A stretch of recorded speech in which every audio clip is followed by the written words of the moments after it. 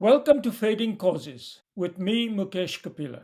My guest today is someone for whom the word veteran was invented. It's a loaded term. On one hand, a person of huge experience and deeply respected. But let me assure you that he remains an astute observer of the modern scene. He's a soldier against poverty, ignorance, prejudice, some of the toughest battles in the world today. Welcome, Kul Gautam. Thank you so much, Mukesh. I feel touched by your reference to me as a veteran in that colorful way. And I feel that I'm in very good company with you because you too are a veteran. I think we are both unarmed soldiers, guided by human rights, a conviction that the greatest war worth fighting is the war against poverty, ignorance, ill health, and prejudice. We are also guided by the principles of the Charter of the United Nations, and in my case, because I worked with UNICEF, the Convention on the Rights of the Child. And those principles were really the ammunitions that we carried in our battles. We will see how strong is your ammunition. We get a glimpse of that in your 2018 memoir, Global Citizen from Gulmi. It's an inspirational tale because it speaks vividly about the obstacles you faced and the front lines you had to conquer on your life journey. But you know what fascinated me most was the window it opened onto a bygone age. You were born in a small village called Gulmi in Nepal. When you first started with UNICEF in the 1970s, it was a 5 day trip, 2 days on a bus and 3 days walking.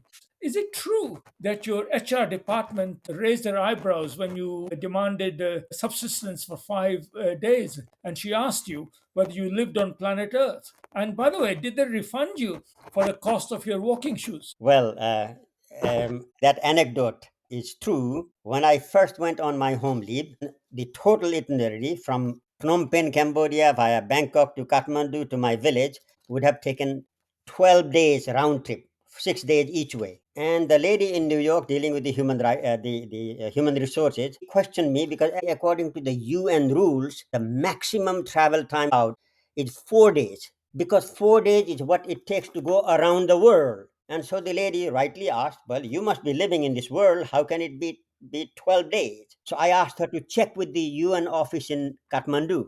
And when they confirmed it, that indeed in Nepal there are places where it does take 12 2 weeks for travel. This was a big case in New York. They had to have an interagency meeting to decide to give an exception because the rule said maximum was 4 days. So, Mukesh, what I was claiming was not money, it was travel time. So, in the end, they did allow me the travel time of 12 days. I did not claim for any subsistence or even for the shoes.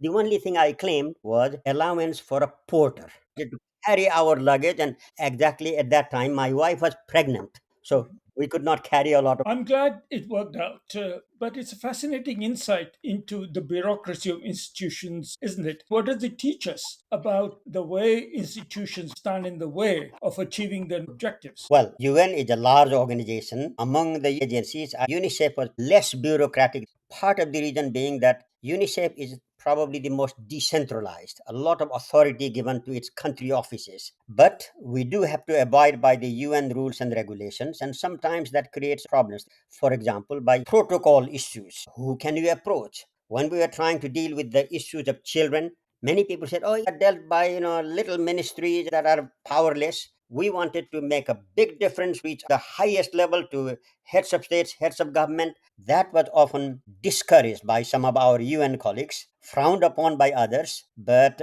in the end, we succeeded ways around. I mean, we are used to bureaucracies in our countries, and compared to that, UN bureaucracy is relatively manageable. Well, I can understand what you're saying, having been a UN bureaucrat myself. But let's be honest, the real world outside, they get impatient when they hear this because all they see is a massive structure of well paid people enjoying good conditions of life and supposedly serving humankind. But the UN seems to have lost the trust and confidence of people. Why do you think that is? And what would you do about it in the UN reform discussions currently going on? I would slightly question your characterization that the UN is regarded so badly. There is a mixed picture. Yes, there are those skeptical, cynical about the UN, but there are also people who appreciate its work, sacrifice that the people make. If you look at the tabloids, if you look at the social media, there is a lot of dissatisfaction with the UN. But on the ground, in many countries, when people see UN delivering services, health, education, nutrition, offering food aid, that is much appreciated. I think the biggest disappointment about the UN comes from the dysfunction of the Security Council, because the UN was created primarily for peace and security purposes, and the Security Council of the UN has become dysfunctional because of the veto powers that a few countries have. There was some logic to the veto power at the beginning of the UN, but that no longer holds. That is where people's greatest dissatisfaction is. The UN is actually a mirror of the world. It reflects our hopes and aspirations, but it also shows our divisions and dissatisfaction, dissensions. So, reasonable people realize that the UN is not an all powerful world government. It can do what the member states allow it to do. And in issues of war and peace, I think there have been very strong vested interests that does not allow the UN to function properly. So, what to do? Reform is absolutely needed. The biggest reform needed in the UN are in four areas. Number one, actually, the Security Council, democratizing UN, updating it from the 1945 to 2025. This year is the 80th anniversary. So reforming the Security Council to make it more functional is extremely important, but also very difficult. The second area, case is close to your heart, the whole idea of the responsibility to protect, that the UN should be allowed to intervene when there are horrible human rights and humanitarian crises. That has been agreed to, you recall, at the Millennium Summit. However, it is not being implemented, or it is in a selective way. So I think we need the responsibility to protect, but in an impartial way. The third area of reform is financing the UN, whereby you do not want a few big donors dominating and influencing decision making in the appointment of senior leaders, etc. And on that, Mukesh, a wonderful proposal that was made long ago by the former Prime Minister of Sweden, Olof Palme. He said, let us have a system whereby no country is allowed to contribute more than 10% of the UN budget. That way, the big powers will reduce their contribution. Now, there are many countries who are capable of providing more support without imposing too big a burden on the poorest country. It is possible. After all, the UN budget is not huge. It is manageable. And then final point is that the world is going crazy with unlimited increases in military budget. I think there needs to be a much greater emphasis on disarmament and more priority given to development.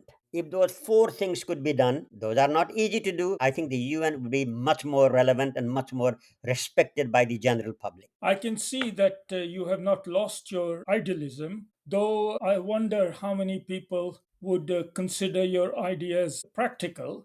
But one thing we can agree on is the world has changed considerably. In fact, that reminds me of an anecdote in your book of when your sister first came to New York and she was wondering how it was possible for hot and cold water to come out from the same tap. And she also remarked that wouldn't it be wonderful if Nepali people were half as lucky as American dogs? Of course, the inequalities that she observed are remain to the present day, though they have changed form and there are different types of inequalities. But what would your sister find noteworthy in today's world? You know, Mukesh, when my sister came to New York, story is of a simple village woman from the mountains of Nepal. Because, like me, she was born in a remote village in the mountains where there was no school, no health post, no electricity, no telephones. But being a patriarchal society, I managed to get some education, but she did not.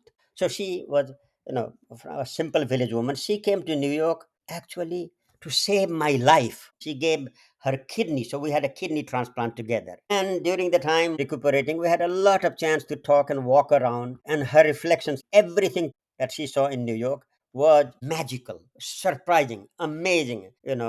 How at the switch of a button, a door opens, the escalators, the elevators. How did all of these things operate?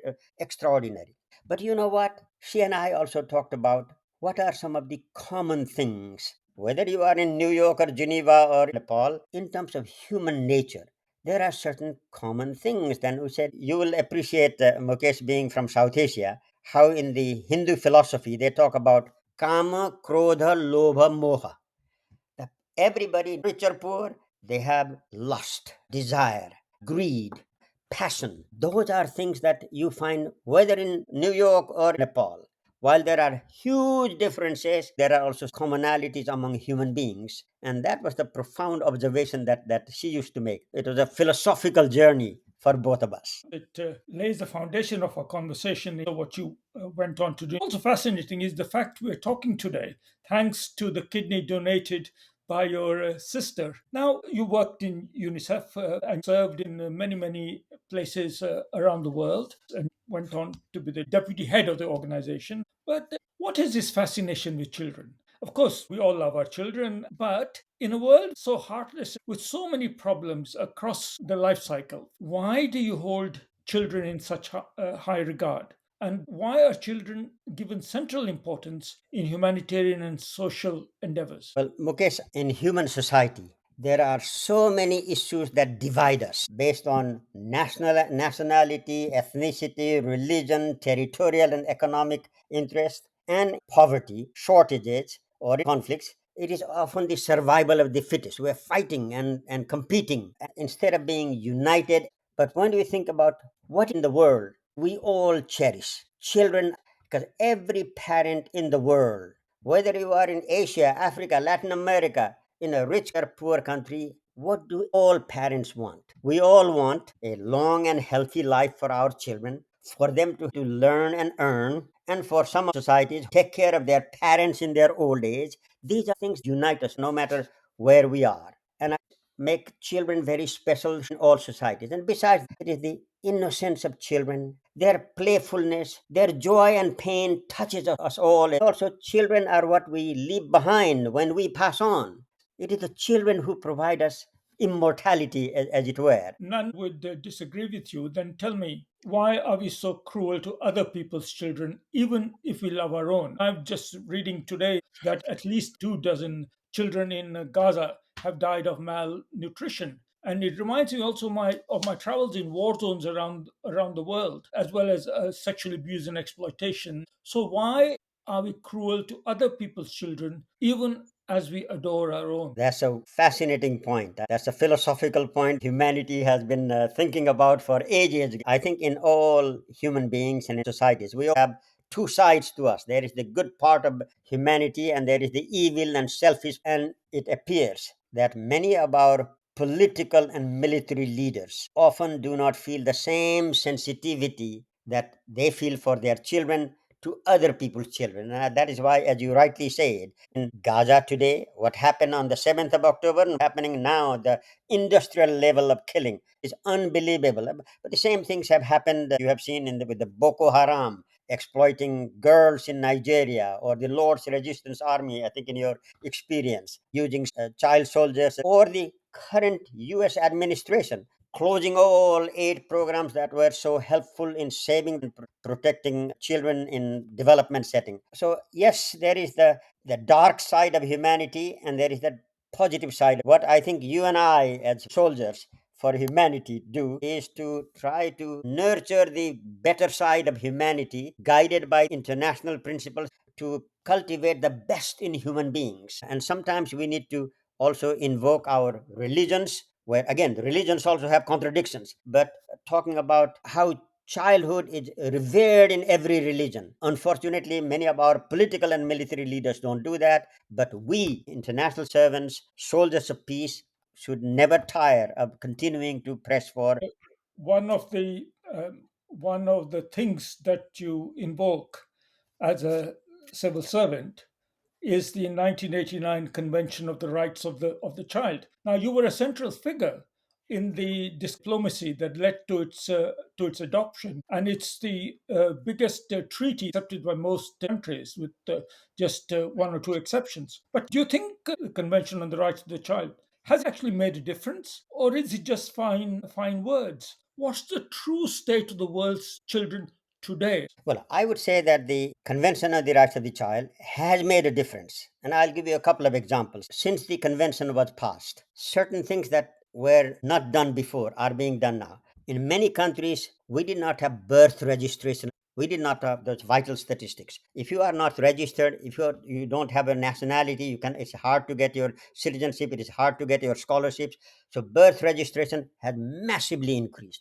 Part of the implementation of the convention. In many of our societies, there used to be corporal punishment. In schools, teachers used to beat students or at home. Yeah, I got beaten.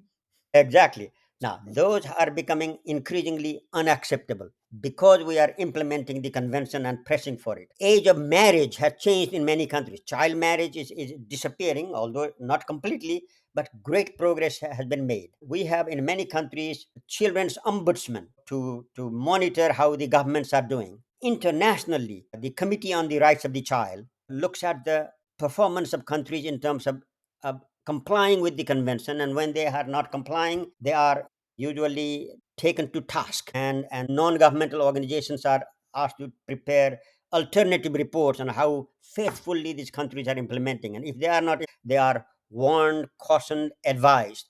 So I think all of those things are the good things. Of course, convention alone was not important, but we had also a summit for children that set some goals, because some of the rights of children, in terms of civil and political rights, they are absolute. But in terms of economic, social rights, they are to be achieved progressively. However, when you say they are to be implemented progressively according to the country's ability, that gives an escape valve for people. Oh, we are too poor. We cannot do all of these things. We cannot fulfill the rights. So, what did we do? We set some goals to be achieved at the Summit for Children. So, we said, yes, you may not be able to completely eradicate poverty, but you can take the following steps. You can reduce malnutrition. You can reduce children who are not immunized. So by giving goals and combining the goals with the convention, I think we made some meaningful progress for children. I think that's extremely helpful for those who often feel somewhat pessimistic seeing reversals every day. The world may not be perfect, but it's worth striving. So I think defining you as a soldier wasn't actually a bad way of defining continuous struggle. Tell me, along the way, you have met some fascinating people, heads of state and government, Nelson Mandela, and I felt a little queasy when you described your encounter with Mother Teresa, or rather with Mother Teresa's body, because she was being embalmed when you had your encounter. But on a more positive note, you also met film stars like Roger Moore of James Bond fame, Vanessa Redgrave, Bob Geldof, musicians, sportsmen like Pele, Federer, and these are all goodwill ambassadors for UNICEF. I get it that you're mobilizing well known people to grab the attention of the public to issues which are important. But any doubts about using the cult of personality to do that, with the risk that the focus then becomes on the personality, the film star, the sports star, and so on, rather than the cause itself? That's a good point. I think we need to take it in a historical context. When UNICEF started Goodwill Ambassadors in the 1950s, they played a very important role. For example, our talk show today is, you call it the fading issues. There are many forgotten issues. In the 1970s, there was a huge famine in the part of the world where you worked, in the Horn of Africa, in Somalia, in Ethiopia. It was a huge famine, but not many people knew. That was before CNN and BBC and the 24-hour news broadcast, etc. There were many huge tragedies happening that nobody knew, nobody cared about. Thank goodness at that time, UNICEF dispatched the amazing Audrey Hepburn, an amazing film star. She went, visited, came back, and gave interviews on radios and television, and met with heads of state. That's what brought that famine to the attention of the world. Then we organized things like the Live Aid and the concert for Bangladesh, the amazing concerts where we brought together leaders. And that is what made this crisis come home to rich countries where they did not know or they did not care about. So I think they played a very important role in bringing to attention issues that otherwise would be non-issues, would be forgotten. They continue to play a very important role. It may well be that now this is being a bit too exaggerated, because today we do have 24-hour coverage, but still some of these goodwill ambassadors, Mukesh, yes, some of them are hard to maintain. They are seeking publicity, etc., for themselves, but not many. There are some amazing people that you may have hardly heard of. There is a lady, Tetsuko Kurionagi, in Japan, who hosts a television program. She's now near 90 years old.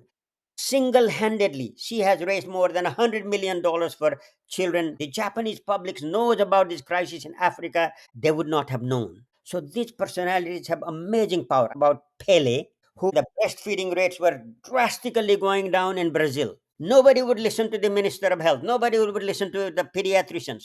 But everybody listened to Pele because he was the most respected personality in Brazil. So when his mother said, he is the best football player in the world because I breastfed him, that was a sensation. Everybody, drastic increase in breastfeeding promotion in the 1980s. So these goodwill ambassadors have great role to play, but of course they are also difficult to manage sometimes. So one has to be more judicious. Indeed, and you mentioned Audrey Hepburn, and she's definitely my heartthrob, even to this day. Now, coming to a debate right from the beginnings of UNICEF, and it continues today, the ideological argument on the comprehensive versus the selective path to development. In UNICEF, I know that you've been a great proponent of setting concrete goals and targets for specific, quite narrowly defined technical interventions. You mentioned breastfeeding, but also immunizations, family planning, and so on. Your great mentor, Jim Grant, of whom you speak warmly, has been a champion of that particular approach, setting goals and targets for defined technical intervention. And tradition continues nowadays with Bill Gates with his massive top down philanthropy in selective diseases like malaria or AIDS or whatever. How do you respond to the critics that say that these narrow, selective, and very technical approaches are not in the spirit of bottom up, broad based development that's essential to tackle complex root causes that can't be simply corrected by injection or a pill or something? Have you simplified a complex subject by offering the world simple panaceas for what are far more complex problems? Mukesh, there is this old saying that perfection is the enemy of the good. And I'm all for bottom up, holistic, comprehensive, rights based, equitable, and sustainable approaches. If we can have it, I'm all for it. But if we cannot have it all, I am very pragmatic. And I think we need to be pragmatic. If you cannot solve all problems, it is not an all or nothing approach. I think that if we can do something really helpful, meaningful, saving lives, protecting health by taking some urgent actions using the most affordable approaches that create some success stories and generate political will to solve problems, that has an enormous value and that helps build the foundation for the larger, more comprehensive approaches. And as you rightly said, there was a big debate, particularly in the 90s, when Jim Grant was the head of UNICEF and Dr. Mahler was the head of WHO.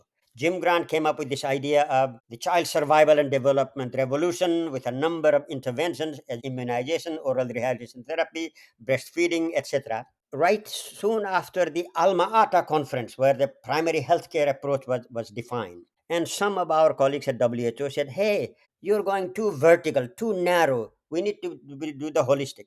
But guess what? 5 years after Alma Ata conference, there was very little happening in terms of really strengthening health and giving health a high priority in national development.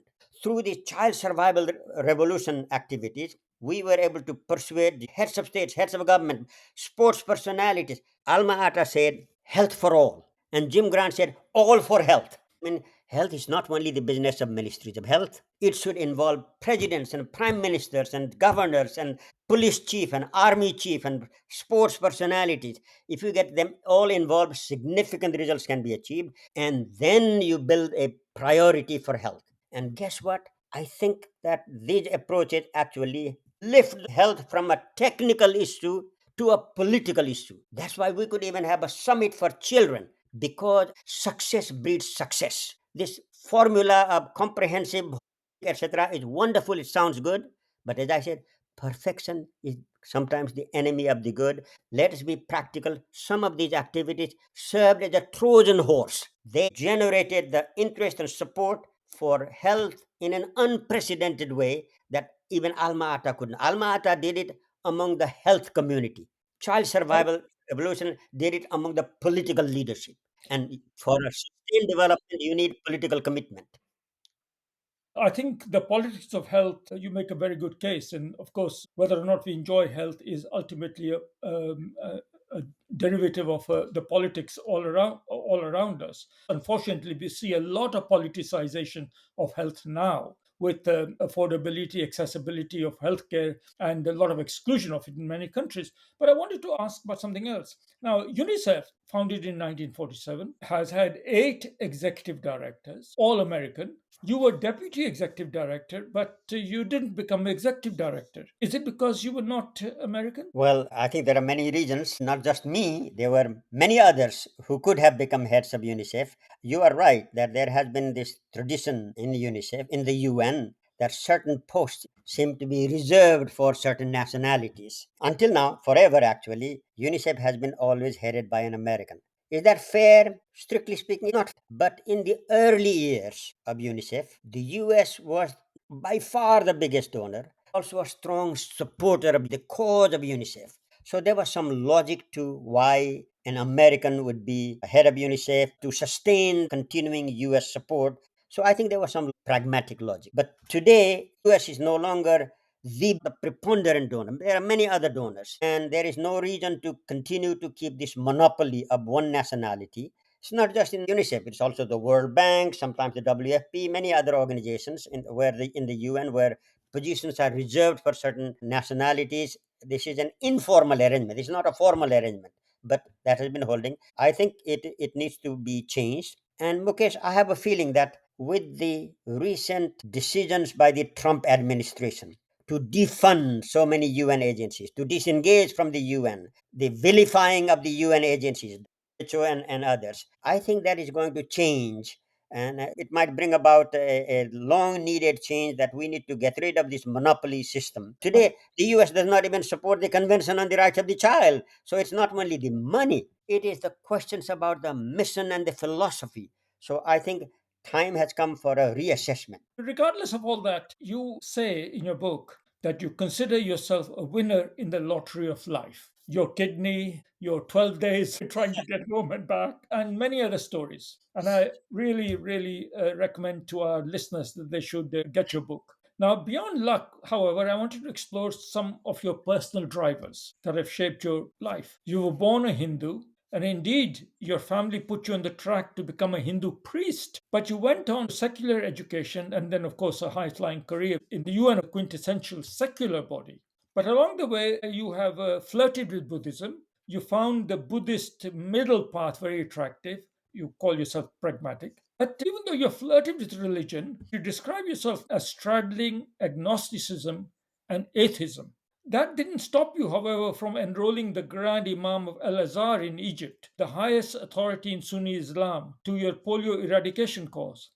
And you call that encounter with the Imam one of the most meaningful of your life. So, is religion just a tool for you to achieve certain goals, however worthy they might be? Any concern that you may be manipulating something sacred, especially in this toxic age when religion has been manipulated in opposite directions for extreme and very nasty ends? Well, Mukesh, that's a very provocative question. And I would say all religions have contradictory elements. Their holy scriptures talk about brotherhood, love, peace, and compassion. But also in the same religions, you have justification for jihad, for religious wars, crusades, conflicts. So religions are full of contradictions. Myself, not being an overly religious person, I would say I'm still a spiritual person. Religions can be harnessed for the good of humanity. I am for harnessing anything and everything for the good of humanity, especially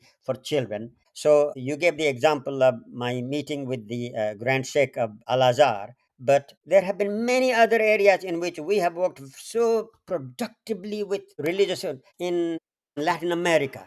There were the days of tranquility we organized to stop war in El Salvador, to organize a ceasefire to vaccinate children.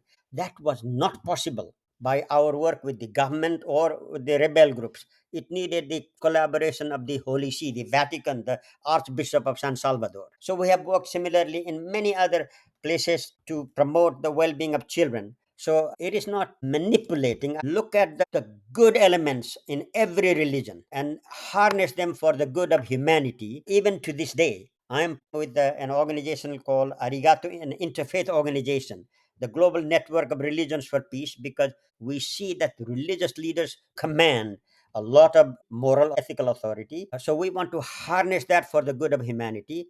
But you are right. There are also religious leaders, the Boko Harams and the others that are also done in the name of religion. So actually, we produced a fascinating book in partnership with Al Azhar University to show in Islam how some of the things that we say in the Convention on the Rights of the Child are compatible with Islam or Buddhism or Hinduism. And I think this has been very useful for many people. Recently, I was with Kailash Satyarthi, our Nobel Prize winner from India, in Abu Dhabi at an international conference on network of religions for children, and we had lots of religious leaders, and there was unanimity for them to speak out more strongly against violence. Right now, political leaders are divided. Pope Leo the 14th is speaking about the Gaza issue that many political leaders are afraid to speak. So I think it is a good thing to harness the power of religion for the good of humanity. It's fascinating. But as we end, I'm reflecting on the five rules of success that you outline in your memoir. And the first of the five rules are to find a silver lining in every dark cloud. I had somewhat mixed feelings when I read that. On one hand, I found it laudable, inspiring, and encouraging. And then, contrary-wise, I felt irritated and annoyed. Finding a silver lining in every dark cloud. How does that bring comfort to the people of Gaza or Ukraine, the poor women of Afghanistan, or refugees swimming across the Mediterranean or crossing the Sahara? Do you think this philosophy of finding solace or encouragement in misfortune is a little naive on your part? If that was a prescription that I prescribed for everybody, you would be right. However, what I'm saying is that there is no magic formula for success for anybody. I think we all have to follow our own individual path. In my personal case, finding a silver lining became very important because I faced many insurmountable problems. What kept me going is positive thinking. There is a power of positive thinking that is important, not to give up in the face of great challenges. That was in my case. It may not apply in your case. It's not a magic formula. But for those concerned about women, children, the vulnerable group, we have no option to be pessimistic. Look at those doctors in Gaza doing surgeries without anesthesia, giving their life, suffering so much. To me, these people, they are driven by the power of positive thinking that I can make a difference even in these difficult times. And I think we all need to find ways to remain positive, particularly those of us who have some influence, have to be optimistic. We have to find the silver lining. In the march of human civilization, Mukesh, we go two steps forward and one step backwards. And but in the long run, we make a positive progress. So yes, there are horrible tragedies in Gaza and else.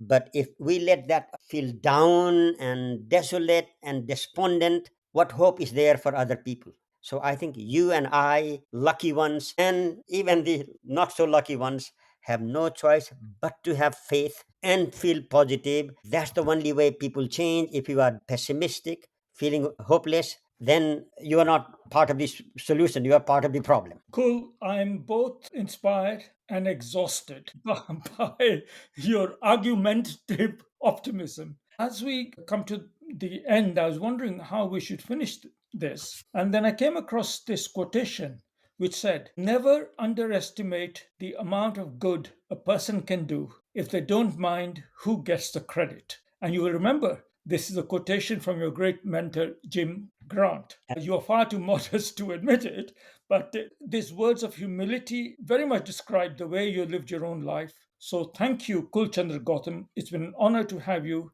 as my guest on Fading Causes. My pleasure. Thank you so much.